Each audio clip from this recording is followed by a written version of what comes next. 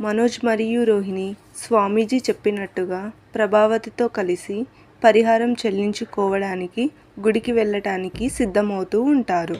ఇది ఇలా ఉండగా మీనా వంటగదిలో వంట చేసుకుంటూ తన వెంట పడుతున్న వ్యక్తి గురించి ఆలోచిస్తూ ఉంటుంది. ఎవరు అతను? ఎందుకు నా వెంట పడుతున్నాడు? వాడికి అర్థం అవ్వటం లేదా నాకు పెళ్ళి అయ్యింది అని? ఈసారి కనుక వాడు నాకు ఎదురైతే గట్టిగా బుద్ధి చెప్తాను అని అనుకుంటూ ఉంటుంది. అంతలోనే బాలు అక్కడికి వస్తాడు. ఏమైంది మీనా? ఎందుకు అలా అదోలా ఉన్నావు? ఏమైనా సమస్య ఉందా? ఉంటే నాకు చెప్పు, నేను చూసుకుంటాను అని అంటాడు.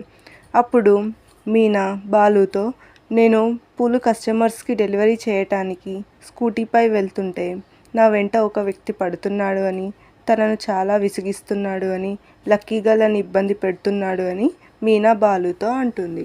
అప్పుడు బాలు మీనాతో, ఎవరు నా బంగారం వెంబటి పడేది? వాడికి తెలీదా నీకు పెళ్ళయింది అని?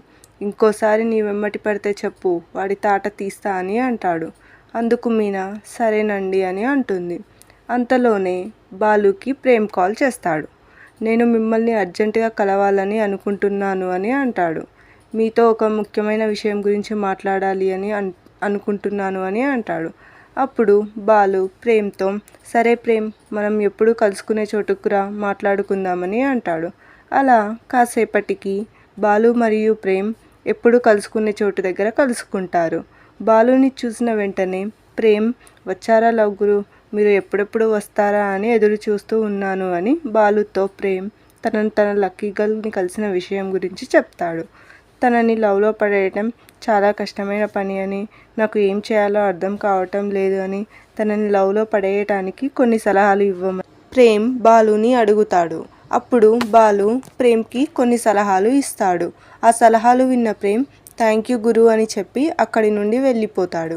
ఈ వీడియో కనుక మీకు నచ్చినట్లయితే ఖచ్చితంగా మన ఛానల్ని సబ్స్క్రైబ్ చేసుకోండి. మరియు ఈ వీడియోని లైక్ చేయండి, షేర్ చేయండి, కామెంట్ చేయండి. అలాగే పక్కనే ఉన్న బెల్ ఐకాన్ని క్లిక్ చేయండి.